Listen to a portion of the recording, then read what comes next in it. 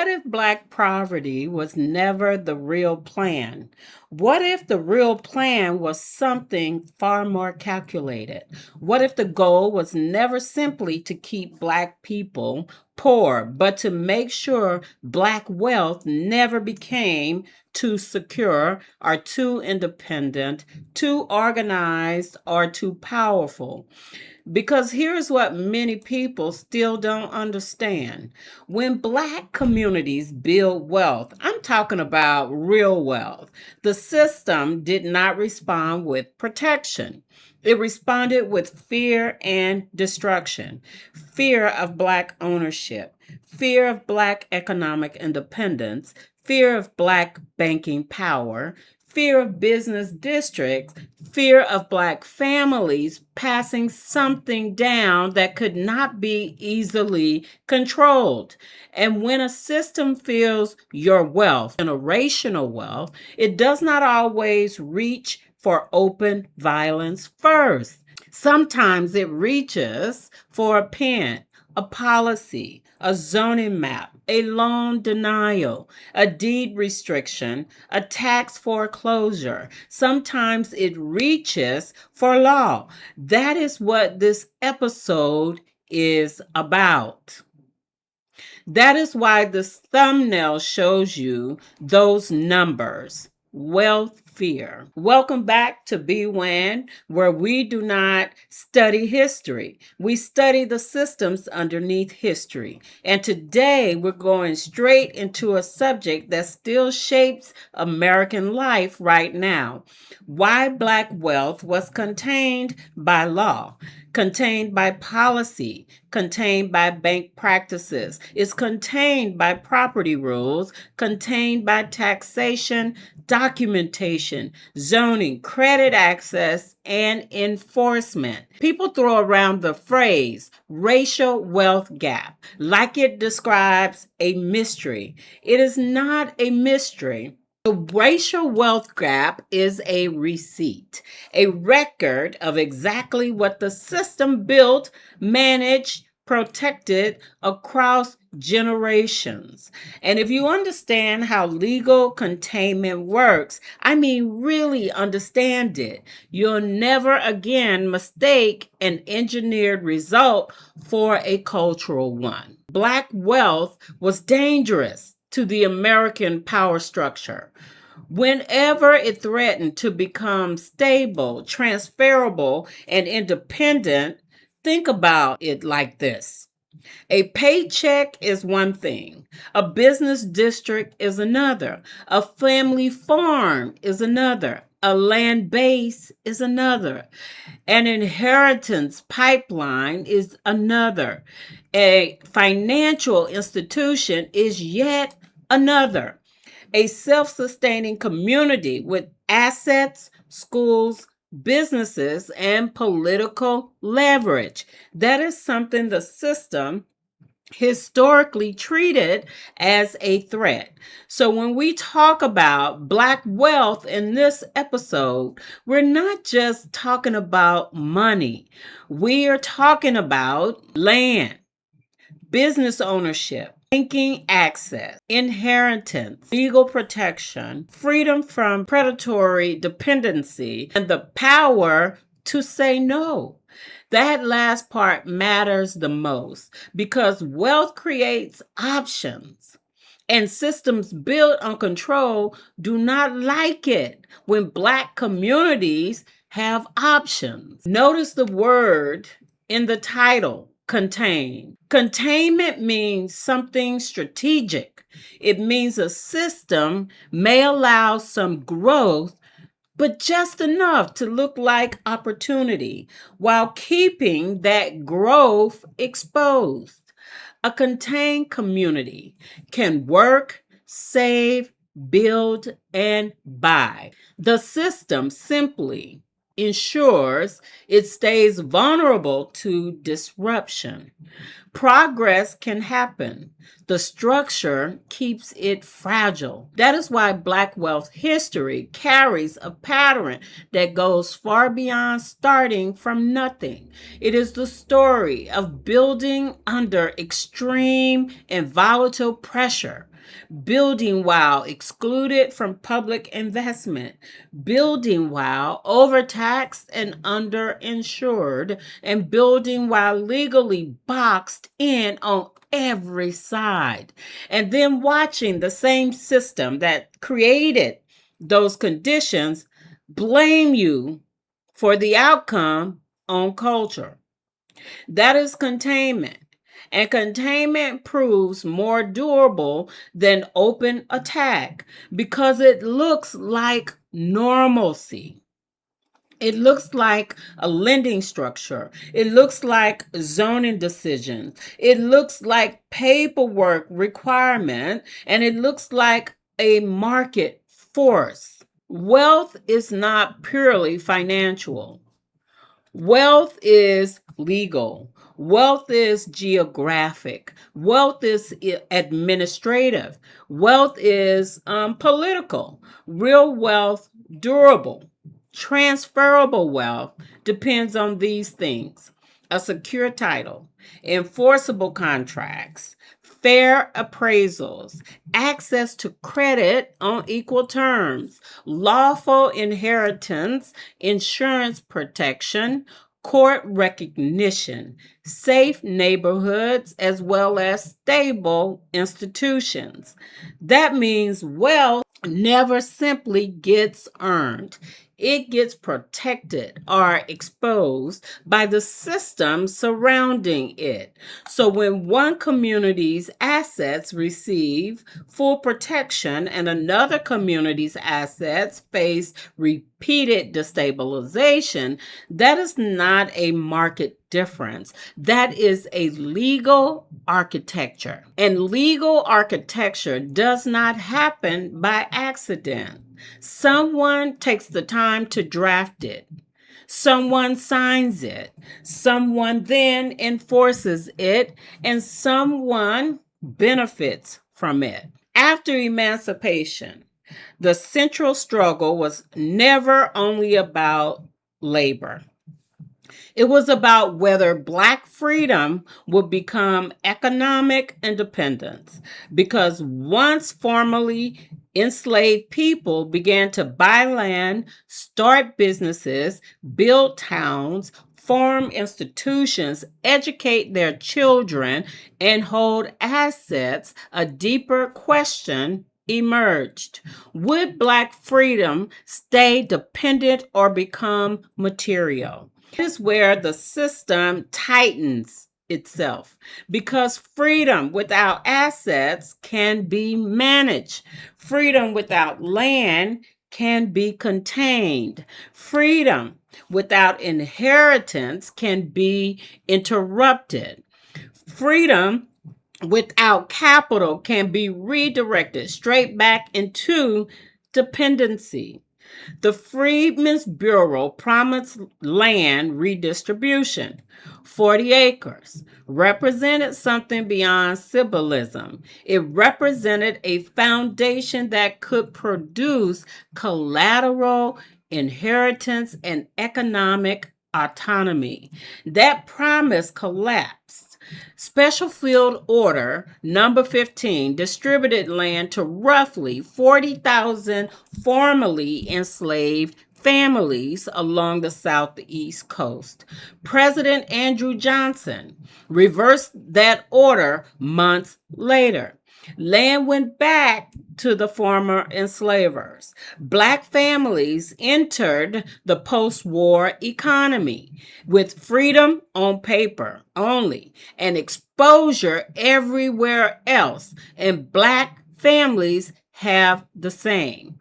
From that moment forward, the fight over Black wealth was never merely financial. It was about whether freedom would become durable. So let me say this plainly. The system did not fear Black labor. It relied on Black labor. What it feared then and now is Black independence. It feared Black farmers who owned land outright, Black merchants with real customer bases, Black neighborhoods where dollars circulated internally, and Black banks financing Black futures without white approval, Black schools producing community leaderships, Black families passing down assets without asking permission. That is why you see the same pattern repeat across American history in every region. When Black communities created a visible economic strength, the response came through multiple channels simultaneously. It came from violence, policy, zoning, financial barriers, insurance denials, policing that destabilized rather than protected, legal neglect that left assets undefended. The issue was never just prosperity. The issue was power, and it remains power. And the architecture of containment existed precisely to make sure Black prosperity never converted into Black power. Now let's get specific about the law. Let's talk about the legal mechanisms. Law contained Black wealth by controlling the terms of ownership, movement, contract access, credit worthiness, neighborhood boundaries, public investment, and the inheritance stability. Let's talk about these racial covenants. Legal language was embedded directly into property deeds, barring Black families from purchasing or occupying certain homes. These were not informal agreements. They were legally enforceable contracts upheld by American courts until 1948. The racial zoning. Cities used zoning policies to physically separate Black residents from commercial areas, quality schools, and public infrastructure.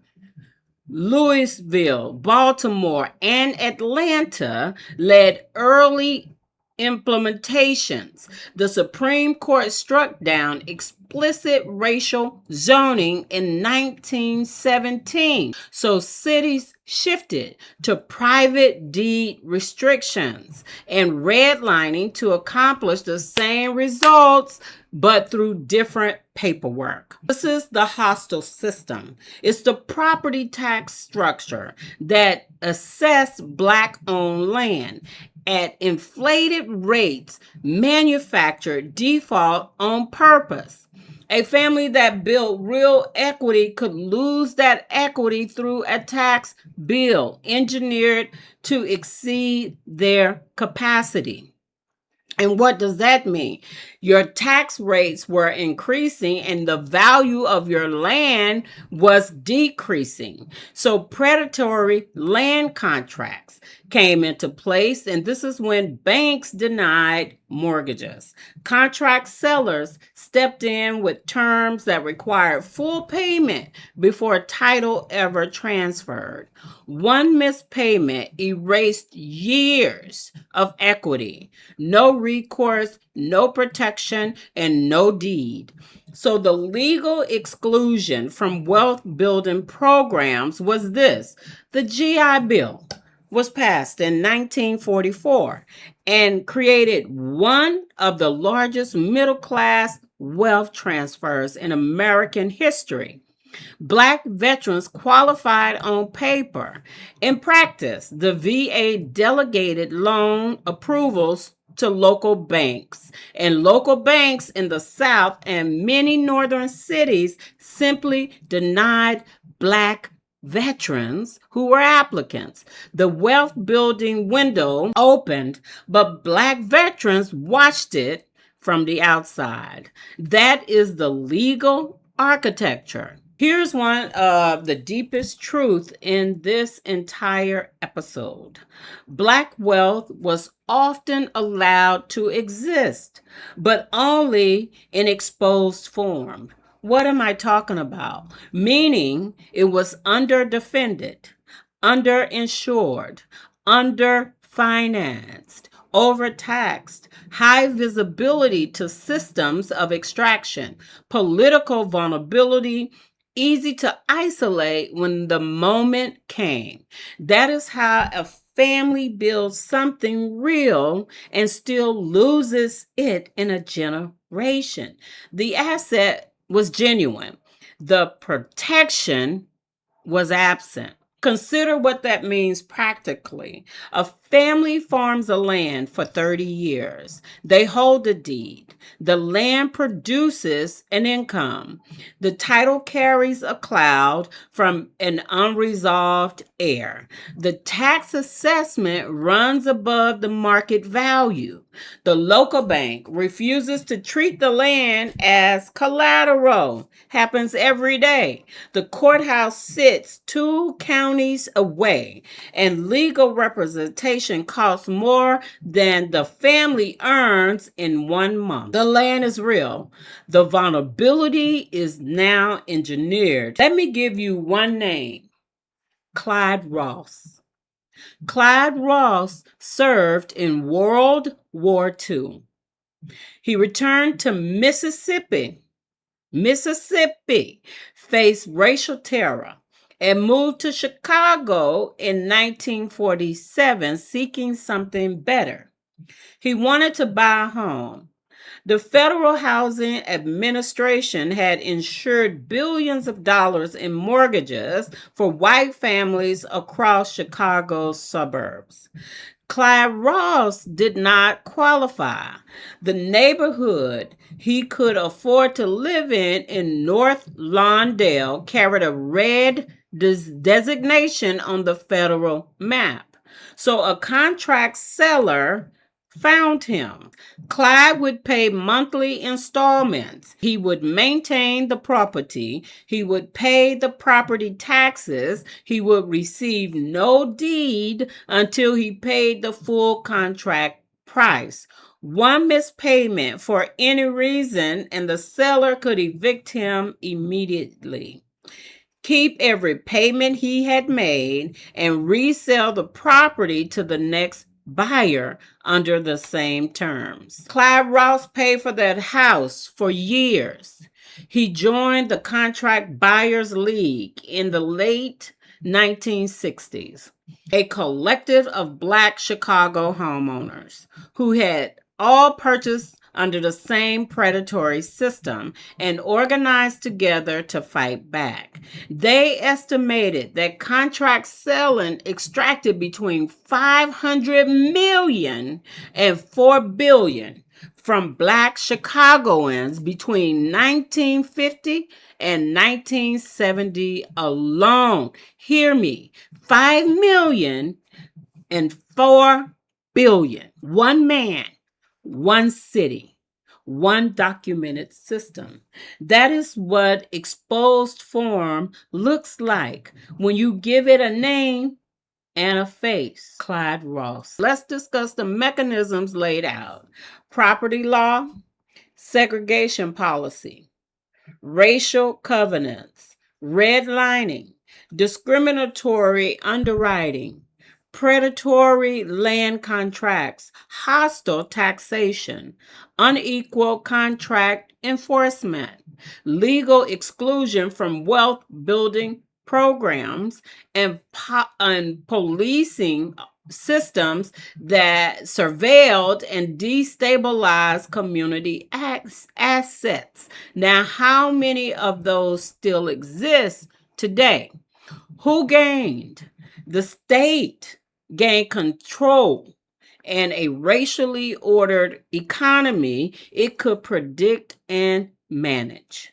Corporations gained access to cheap labor, undervalued land, and market structure to limit Black competition. White households gain protected accumulation, FHA loans, GI Bill benefits, suburban equity with no equal competition from communities the system had legally contained. Listen at the insurance rates.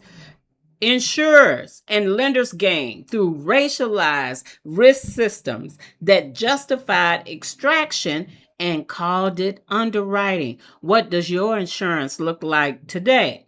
So, who paid? Black communities paid through blocked ownership, unstable titles, predatory contracts, denied credit, disruptive inheritance, business vulnerability, and repeated systematic asset extraction across generations. Indigenous nations paid through land theft and the destruction of autonomous territorial control, the original dispossession that made the entire system possible. What got it erased? Names. Misrecorded, stripped of context, buried in archives, nobody funded to maintain. Land titles got erased, broken, contested, lost through procedural vulnerabilities. Families were never equipped to defend. Business records, local economic histories that documented Black commercial power before destruction made them inconvenient. And school truth, the mechanism got removed from curriculum. So each generation would inherit the wealth gap without ever learning how the wealth gap was built. Not mystery, not culture, not bad choices, wealth fear, designed by containment. Let those numbers sit with you. At the peak of Black land ownership in 1910, Black farmers held approximately 16 to 19 million acres across the American South. By 2001, that number had fallen to roughly 1.1 million acres.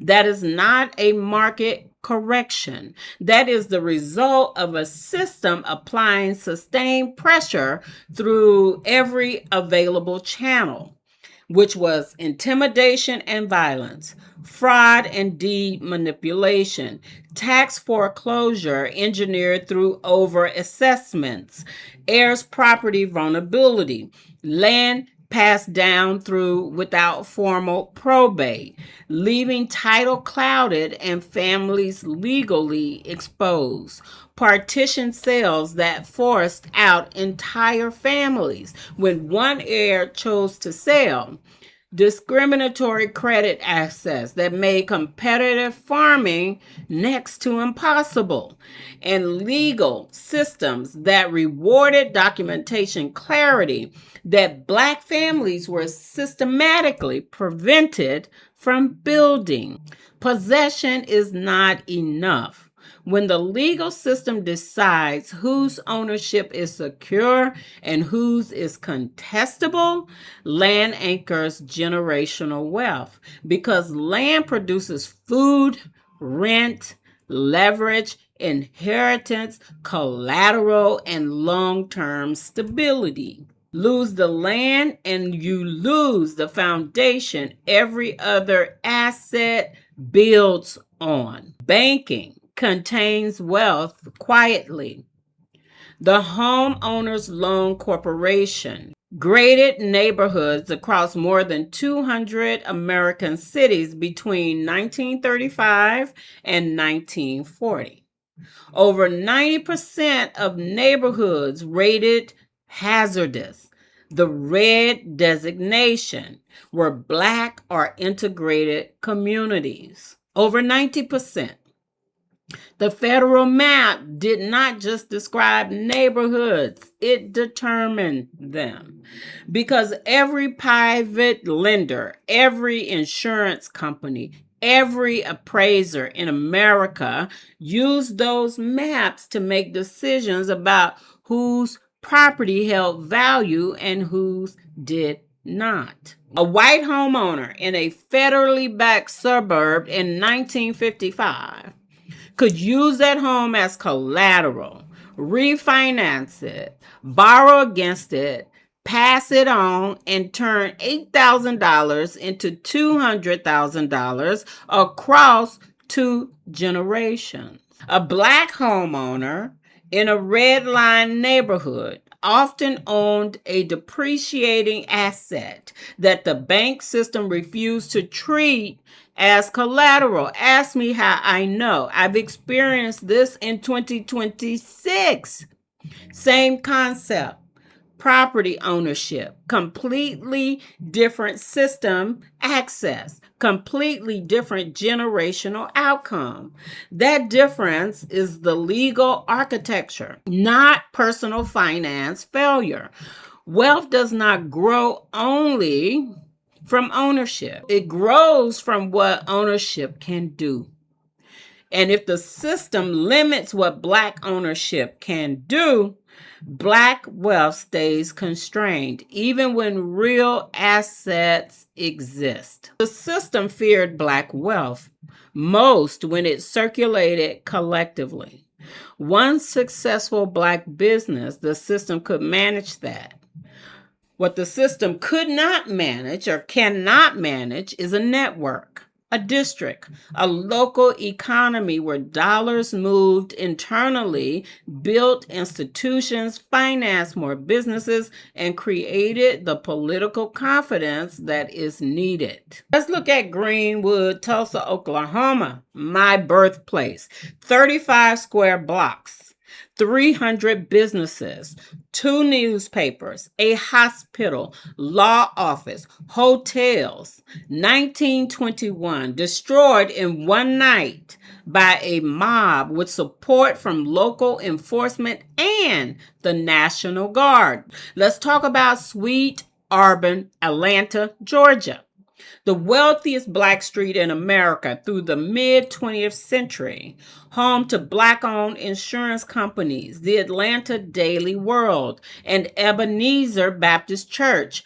Urban renewal and highway construction drove its commercial core in the 1960s. Bronzeville, Chicago, Illinois, a self-contained Black economy that produced the Chicago Defender, Black-owned insurance giants, and national political leadership.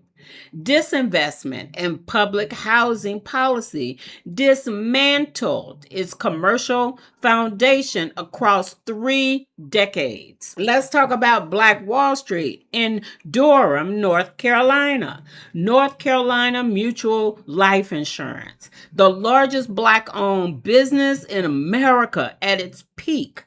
A banking corridor that financed Black home ownership across the Southeast. These districts shared one characteristic. They represented independence from white economic gatekeeping. And independence, the systems consistently decided required a response. Isolated success stays manageable. Collective wealth transfers power. This is one layer deeper, is the inheritance. The clearest marker of a protected community is never simply whether it can earn. It is whether it can keep and transfer. That is exactly where the system applied itself most durable pressure through unstable deeds and clouded titles, probate complications that family could not afford to navigate, heirs property, the legal vulnerability affecting millions of Black landowners today, forced partition sales triggered by one dissenting heir, unequal legal access that made defending assets cost prohibitive, unprotected family records, and schools that never taught Black families the exact legal mechanism the system used against them. Heirs property alone affects an estimated 35,000 Black families in the South today.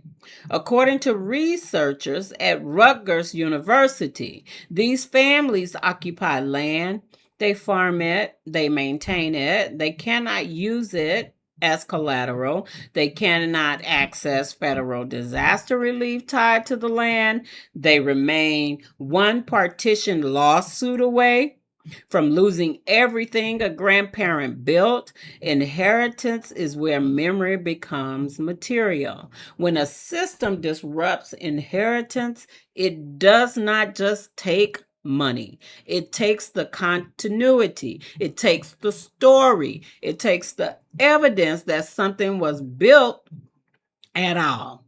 Disrupted inheritance is disrupted power. So, one of the most damaging myths in America holds that the racial wealth gap reflects culture, spending habits, motivation, personal choices. That framing actually exists to protect the system that produced the gap. Here's what the data actually shows.